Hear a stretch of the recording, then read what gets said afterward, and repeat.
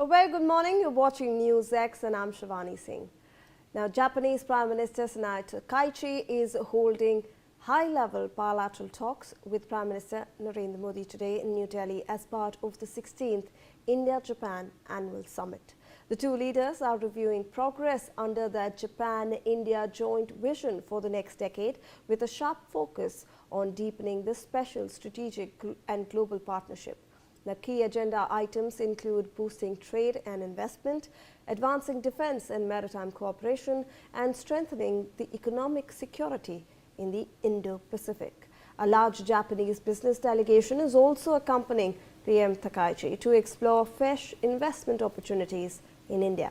Now, the summit is expected to yield a joint statement, multiple MoUs, and a renewed push for a free and open Indo-Pacific. Let's in fact take a look at what are the agenda points that are likely to be discussed, how strategically important this entire meeting is really. So let's look at the talking points of this bilateral meeting that is supposed to take place today between the Prime Ministers of India and Japan.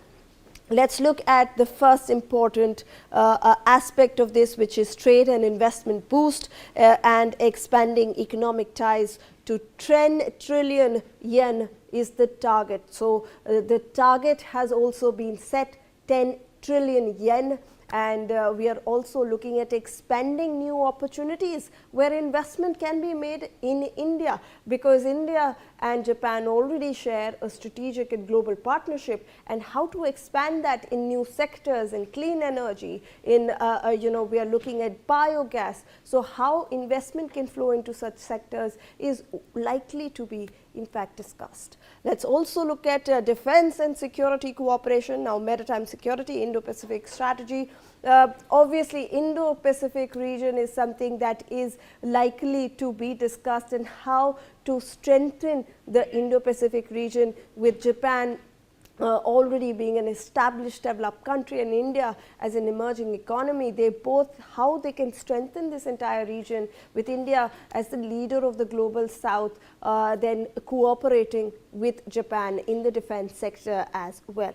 Let's also look at economic security, where critical minerals, supply chains, and anti-coercion will be discussed. So remember that why we are looking at critical minerals is because right now the world is seeking more semiconductors. We are looking at EVs, all of them, and rare earth metals, all of them are required for all of these new technologies that are coming up, and hence countries are seeking new ways to look at critical minerals. And so economic security is something that both the countries will be looking towards sustainable development in that sector as well. Let's look at tech and innovation. Obviously, this sector cannot be left out. We are talking about AI, we are talking about semiconductors, and we are talking about clean energy deals. Remember that with the US-Iran-Israel war, the world has now realized that they need to move quickly towards greener fuel. They need to move towards alternate forms of fuel,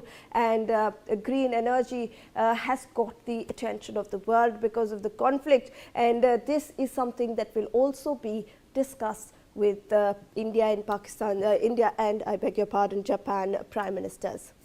Now, let's look at the yen-rupee trade framework, which will also be discussed, where local currency settlement push. So remember that whenever yen and we are talking about the rupee, we always have to convert it towards the US dollars or the standard global market currency that is being used. However, now they will be pushing more towards direct transfer from rupee to yen and yen to rupee, so that the financial transactions are made simpler, are made easier. Let's also look at the joint vision review, where next decade India-Japan partnership roadmap will be discussed. For the next 10 years, what's going to be the roadmap between both the countries, that will be obviously also discussed, so that both the countries have a vision as to what they want to work towards. They are looking at 10 million yen as the target economically, and they're also looking at various sectors like defense and security cooperation in the Indo-Pacific. Let me in fact go across to Ambassador Sushil Kumar Singhal, who's a former diplomat, who has joined us on this broadcast to help us explain the perspective and why this visit is so important for India as well as Japan. Thank you so much, Ambassador, for taking out your time and for speaking to NewsX. A very good morning to you, sir. Good morning, Shivani. Thank you very much, for having me. Sir, I want to understand from your perspective how strategically important this is. This is obviously Sanae Takaichi's first visit after she's taken office in India now, and we are looking at Indo-Pacific defense cooperation. We are looking at maritime security. We are looking at AI and clean energy. A lot on the agenda, sir. But what, as per you, will be the biggest takeaway? Well, Shivani, this, as you rightly mentioned, that this is not a normal bilateral visit by the Prime Minister of Japan. As we know, her agenda is slightly different from the predecessor. She is looking for a place for Japan in the Committee of Nations, and she's being a bit more assertive than others, if I can use the term. So, of course, the objective, as you rightly mentioned, is the 16th annual summit with the Prime Minister Modi, and they will also be talking about the Indo-Japan joint vision for the next decade. But what I feel is there are going to be 5-6 major agenda points.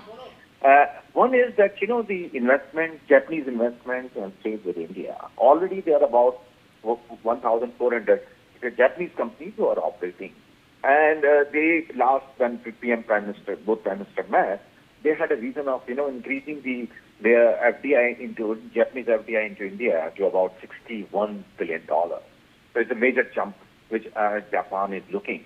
Actually, the reason is that Japan is looking for diversification because they don't want to continue with the China strategy. They want to move away from there, and for them, they realize that India is a serious. Can be converted into a serious production base for Japan. So this is one of the major talk about. And of course, as you mentioned, economic security and semiconductor, artificial intelligence, and critical minerals. These are, I think that there's going to be a focus on that because both India and Japan, when both Prime Ministers met last, they talked about it, and now they want to deepen their partnerships in these new areas, which they find that they are being crowded out by China, in fact, by the way they are organized. They are doing their export controls, so they're looking for a way out, how to work together. Japan has the technology and the resources, and India has the capabilities to absorb, and we also have the minerals. So I think that will be a win-win situation. Then, of course, defense, as you rightly mentioned, is going to be a very important part. We know that the Quad, Japan is very active in that, and USA has taken a back seat slightly, but India, Australia, Japan are moving ahead. That's because both India and Japan and other countries in the region, they want free and open Indo-Pacific and strong maritime security. So, and in fact, Japan's foreign ministry is also very clearly mentioned that the visit is aimed at talking about free and open Indo-Pacific. And of course, apart from this, they will also talk about, I think, the infrastructure mobility, because the Japanese government of Japan has given a number of loans for the major projects, including this Mumbai-Ahmedabad bullet train, corridors, logistics, a lot of investment. So I think they will going to review. So the thing is that visit is very important, if I can, say very shortly, because the Indo-Japan ties, they are moving away from the good friendship to economic security partnerships. It's gaining the maturity. The earlier model was, Japan was giving money for the infrastructure projects. Now, Japan want to use India as a hedge against China in technology, supply chain, defense, and energy. So I think this is a game changer in my view, which the results will be seen over a period of time. And the closeness, because we have a very close relationship, the views about the international affairs is similar. We don't have any issue on that, and Japan is comfortable working with us. So I think this visit will be a step in this direction of strengthening this relationship. Absolutely, Ambassador. Some very valid points raised by you over